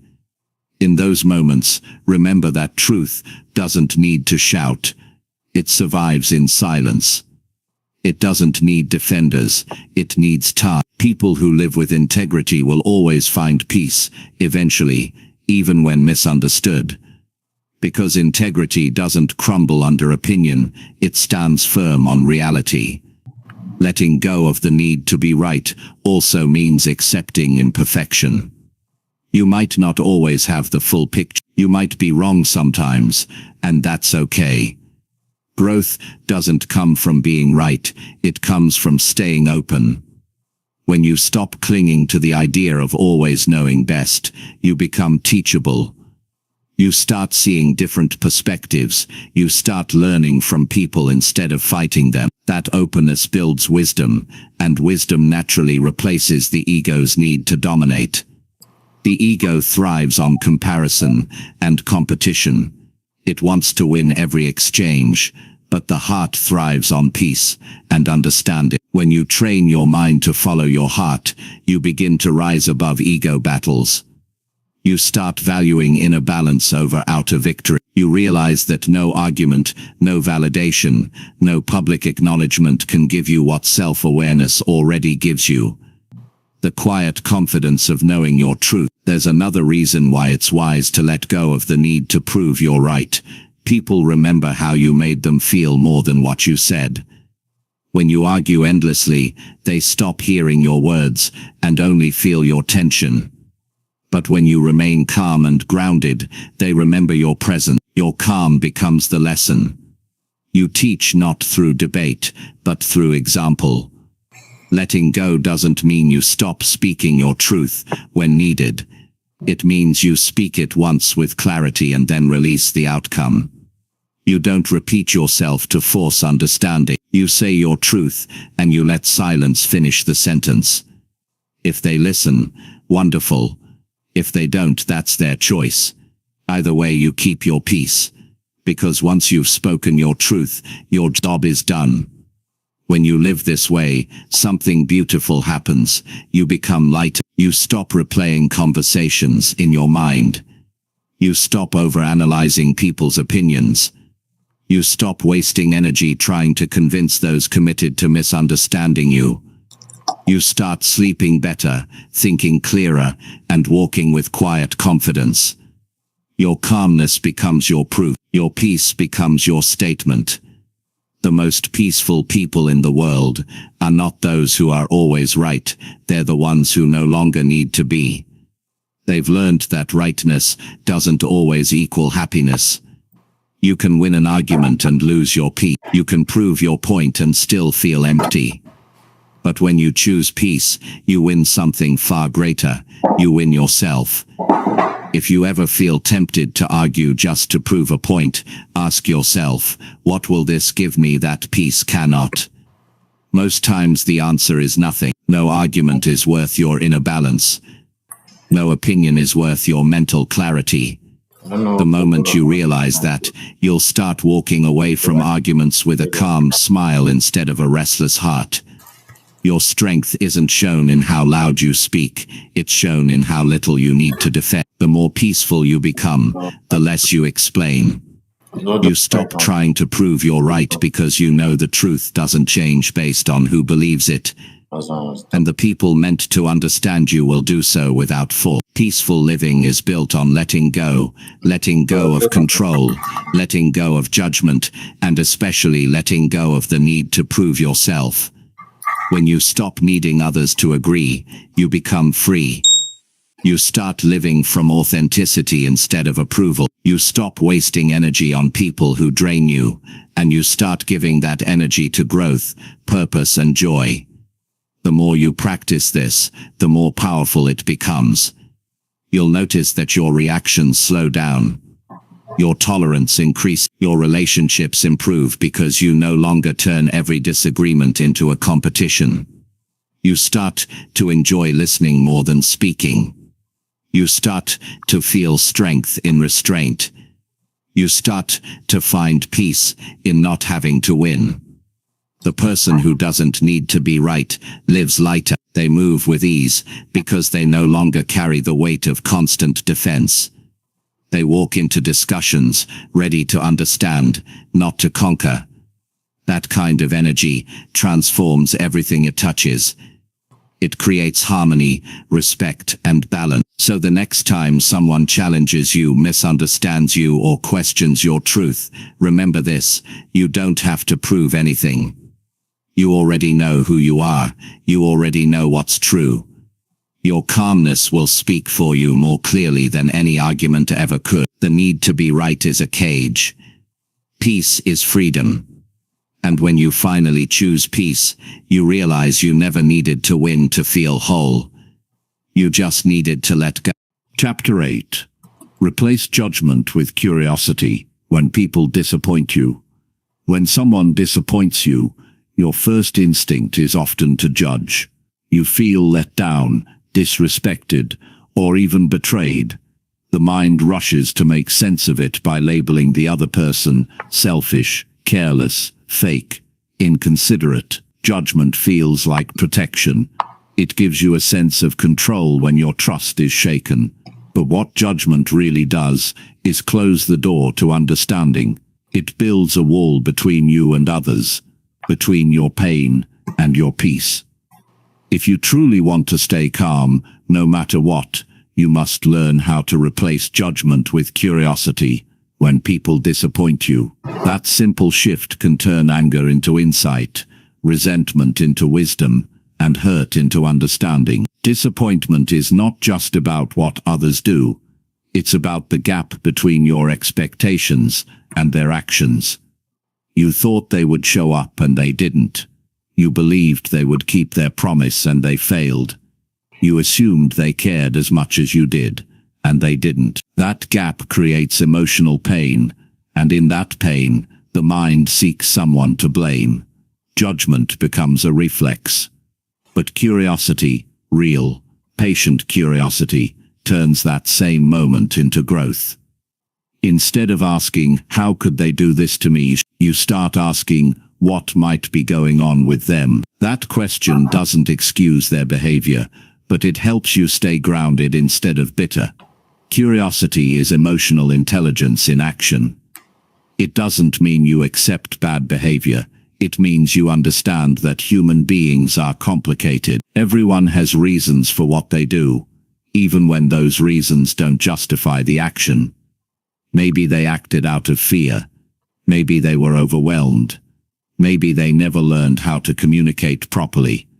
Maybe they're going through something you can't see. When you choose curiosity, you open the door to understanding the layers beneath the surface. You start to see people not as villains in your story, but as humans struggling with their own battles. When judgment takes over, the mind shuts down. You stop listening. You stop trying to understand. You lock people into one version of themselves, the version that hurt you. But people are never just one thing. The same person who disappointed you may have also supported you in another season. The same person who spoke harshly might be carrying shame, stress, or fear they don't know how to express. Judgment freezes them in time. Curiosity gives them the chance to evolve, and it gives you the chance to stay emotionally free. Replacing judgment with curiosity requires awareness. The next time someone disappoints you, notice your reaction. Feel the rush of anger or frustration. Notice the urge to label them. Then take a breath and create a pause. In that pause, you can choose a new response. You can say to yourself, I don't have the full picture yet. That one sentence interrupts judgment. It gives your mind permission to stay open, instead of forming conclusions. This doesn't mean you justify harmful behavior. It means you gather information before forming emotional verdict. Curiosity keeps you calm because it turns reaction into reflection. It shifts your energy from accusation to awareness.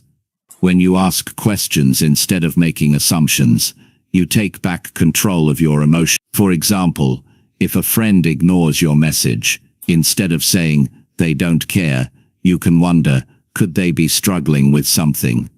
That question transforms your inner state. It softens the emotion. It allows compassion to coexist with disappointment. And even if their reason isn't valid, you'll still feel stronger, because you didn't let judgment pull you into negativity. When you look at people through the lens of curiosity, you begin to see patterns in human behavior. You start noticing that most people hurt others not because they're cruel but because they're unaware. They're lost in their own insecurities, distractions, or pain. Curiosity helps you understand that their actions are a reflection of their inner world, not a statement about your worth. Once you grasp that, it's easier to stay calm.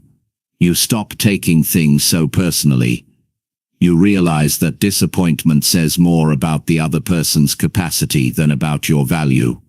Curiosity also allows you to communicate better. When someone lets you down, instead of attacking them, you can approach the situation with understanding. You can say, "I felt hurt when this happened. Can you help me understand what was going on?" That question opens a conversation instead of a conflict. It shows emotional maturity. It gives both of you the chance to heal, instead of adding new wounds. And even if they don't respond well, you can walk away knowing you chose integrity over reaction. One of the hardest truths to accept is that people will fail you. They will fall short, forget promises, or act selfishly. But when you let judgment lead, you carry their mistakes like heavy stones. You replay what happened and feed your resentment. When you let curiosity lead, you begin to see patterns instead of problems. You start recognizing which people are consistent and which aren't. You start learning who's capable of honesty, empathy, or effort, and who isn't. That kind of awareness helps you adjust expectations and protect your peace. Replacing judgment with curiosity also means recognizing that disappointment is part of being human. You've disappointed others too, maybe without realizing it. You've failed to meet someone's expectations. You've spoken harshly when you were tired. You've made mistakes when you didn't know better. Remembering that humbles you. It softens your reactions toward others. It doesn't make you weak. It makes you human. Compassion is not about excusing bad behavior. It's about seeing humanity clearly, including your own. The most peaceful people are not the ones who avoid disappointment. They're the ones who know how to handle it. They've learned that judgment drains energy while curiosity restores it. When something goes wrong, they don't rush to blame. They pause to understand. That pause gives them clarity. They stay balanced while others spiral. They protect their energy by choosing insight over irritation. Imagine a world where people responded with curiosity instead of judgment. Fewer arguments, fewer broken relationships, fewer grudges. Curiosity opens hearts. Judgment closes them. It's what turns conflict into learning, failure into feedback, and disappointment into depth. It's not easy, because your ego will always want to judge first. It's faster, easier, more emotionally satisfying in the moment. But curiosity requires strength. It requires patience. It requires emotional discipline to say, "Let me understand before I react." Sometimes curiosity won't bring answers. Sometimes people will still disappoint you without explanation.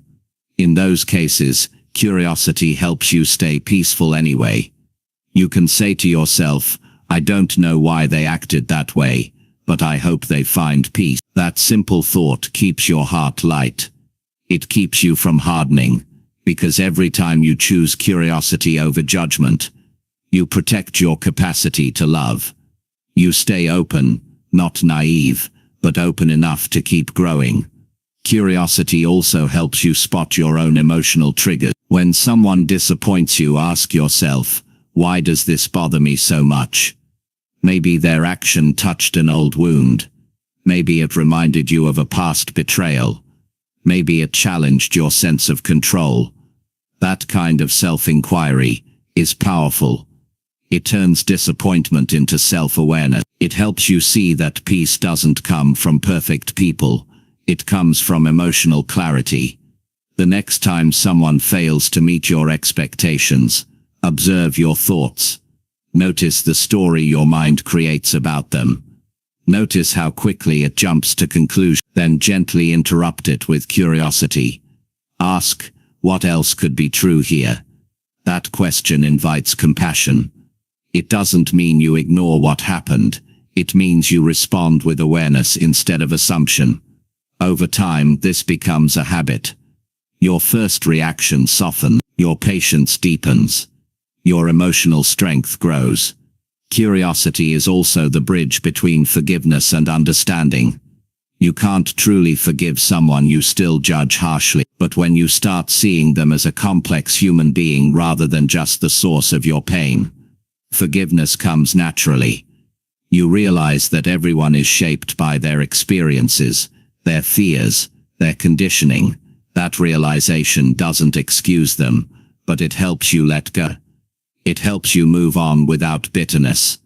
When you replace judgment with curiosity, your relationships transform. You stop expecting perfection and start valuing honesty. You stop needing constant validation and start appreciating effort. You give people space to be real, to be flawed, to be human. That kind of understanding creates deeper connection. People feel safer around you because they know you won't rush to judge them, and in return, you experience fewer conflicts and more genuine interaction. Even in moments when you must distance yourself from someone, curiosity helps you do it with grace. You can say, I don't understand their choices, but I hope they find peace. That's a powerful way to detach without resentment. It leaves you light. You carry no anger, no desire for revenge, no emotional residue. You simply move forward with calmness and clarity. Judgment comes from fear. Curiosity comes from confidence. When you're secure in yourself, you don't need to label people to feel strong. You can look at their actions objectively, decide what aligns with your peace, and act accordingly. You can walk away when needed, but you do it calmly, not angrily. Because your self-worth doesn't depend on how others behave.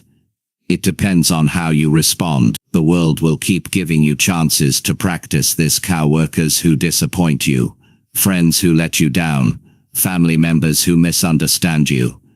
Each moment is an opportunity to choose awareness over assumption. You don't have to get it right every time. The goal is progress, not perfection. With each practice, the space between reaction and reflection grows, and in that space your calmness strengthens. Replacing judgment with curiosity is one of the highest forms of wisdom. It's the art of staying human in a world that often rushes to blame. It's what allows you to see beyond the surface of people's actions and into the truth of their humanity. You begin to realize that disappointment is not a personal attack. It's just another part of being alive, another reminder that everyone is growing at their own pace. When you live with this mindset, peace follows you everywhere. You no longer carry grudges. You no longer waste energy proving how wrong others were. You simply observe, learn, adjust, and move forward. You begin to see that staying calm is not about controlling life. It's about understanding it. Every moment becomes a teacher. Every person becomes a mirror. Every disappointment becomes a chance to practice grace. And that's what emotional mastery truly is.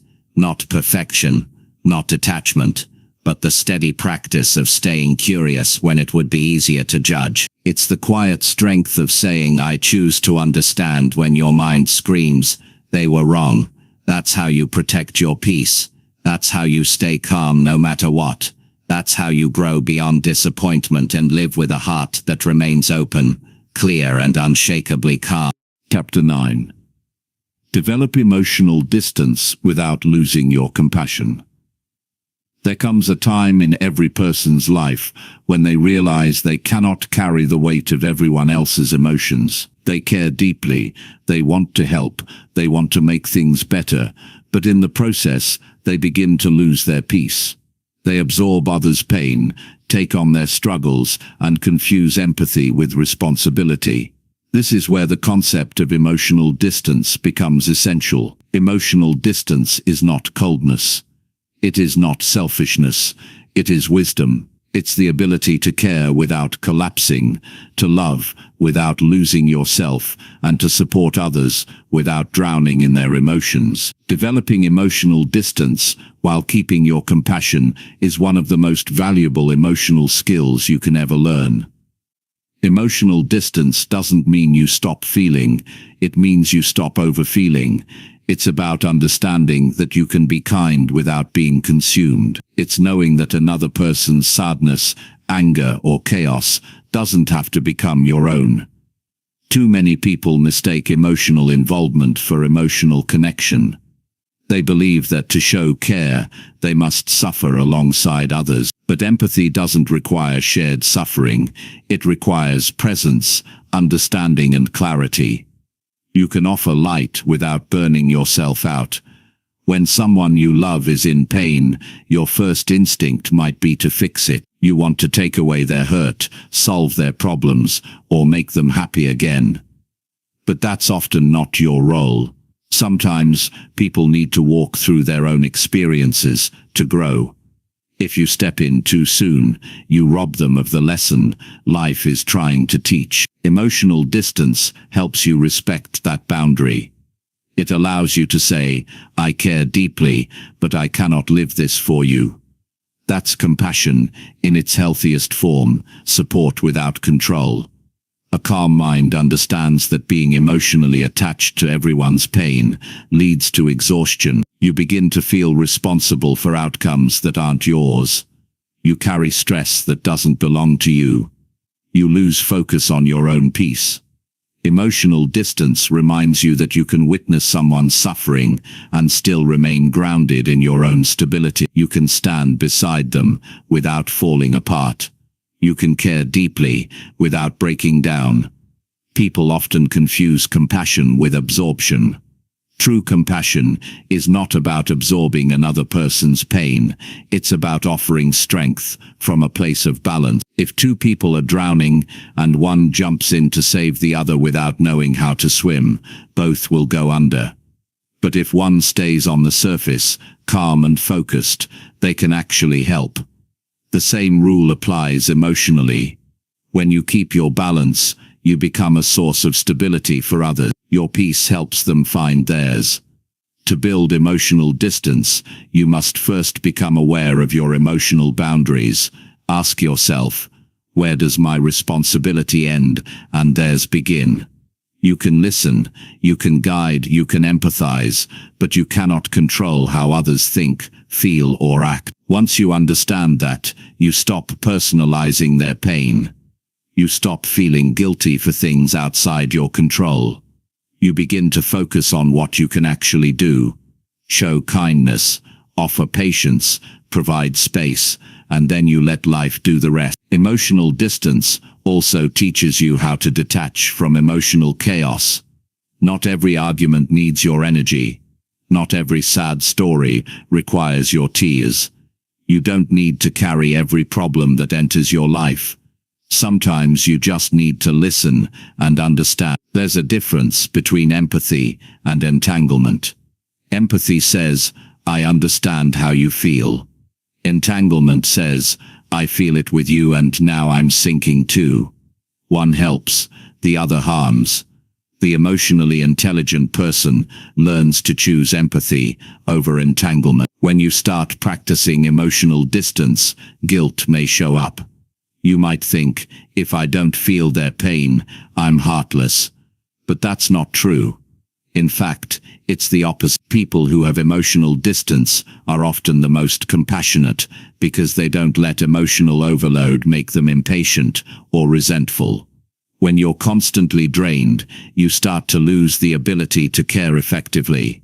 Your compassion turns into fatigue. But when you protect your peace, your compassion becomes clearer, stronger, and more sustainable. You can tell you've developed healthy distance when you can be around someone's emotions without catching them. You can sit with a friend's sadness and not carry it home. You can listen to anger without absorbing it. You can witness pain without needing to fix it. This doesn't make you detached, it makes you emotionally wise. You're no longer at the mercy of others' moods. You stay steady while offering support. Part of emotional distance is learning to let people feel what they need to feel. You don't have to take away their discomfort for them to know you care. Sometimes the best way to help is to stand still and listen. People often heal faster when they're given space to process their emotions, rather than having someone rush in to rescue them. When you create space, you allow growth. When you over-involve, you interrupt it.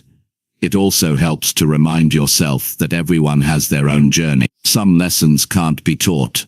They have to be lived. No matter how much you love someone, you can't carry them through every challenge. You can walk beside them, but you can't walk for them. Emotional distance helps you respect their path. It allows you to love without controlling, to guide without forcing, and to care without losing your center. When you start building emotional distance, you might notice people around you reacting differently. Some will appreciate your steadiness, others might accuse you of being distant or cold. That's because your calmness challenges their dependency. People who rely on emotional drama to connect will feel uncomfortable when you stop engaging in it. But stay firm. True relationships thrive on balance, not emotional chaos. Those who value your peace will learn to meet you there. It's also important to understand that emotional distance doesn't mean avoiding emotions, it means managing them wisely. You still feel empathy, but you choose when and how to engage. You decide what energy you allow into your space. You become more selective about what deserves your emotional investment. That selectiveness is not selfish, it's essential. It keeps your mental and emotional energy focused on what truly matters. Sometimes emotional distance means saying no. No to toxic conversations, no to manipulative guilt, no to situations that drain your energy. Boundaries protect compassion. Without them, you become emotionally depleted. People who care deeply often forget this. They give and give until they're empty. Then they feel resentful and disconnected. But real compassion requires full. You can only pour from a full cup. You can only offer peace when you live in peace. Developing emotional distance also allows you to handle criticism better. When you're emotionally attached to everyone's opinions, every word stings. But when you have healthy distance, you see feedback more clearly. You can listen without reacting, reflect without overthinking, and decide calmly whether to take it or leave it. That's freedom. The kind of freedom that allows you to grow without feeling constantly attacked or defensive. You also learn to handle other people's disappointment in you. When you set boundaries, some people won't like it. They might call you selfish or distant. But staying calm in those moments means understanding that their reaction is about their expectations, not your value. Emotional distance lets you hold compassion for their feelings while staying firm in your truth. You can say, I understand you're hurt, but this is what I need for my peace. That balance is what emotional maturity looks like. To cultivate this skill, practice mindfulness. Notice your emotional state when you're around others. Do you leave conversations feeling drained? Do you take on emotions that aren't yours? Do you overthink what others feel about you? Awareness is the first step to change. Once you notice the pattern, you can start building emotional space intentionally. Breathe before responding. Take breaks when needed. Reflect before reacting. These small practices train your mind to stay steady even when others are turbulent. Compassion without boundaries becomes self-destruction. That's dark, man. Distance without compassion becomes coldness. The balance between them is where peace lives. You can love deeply while staying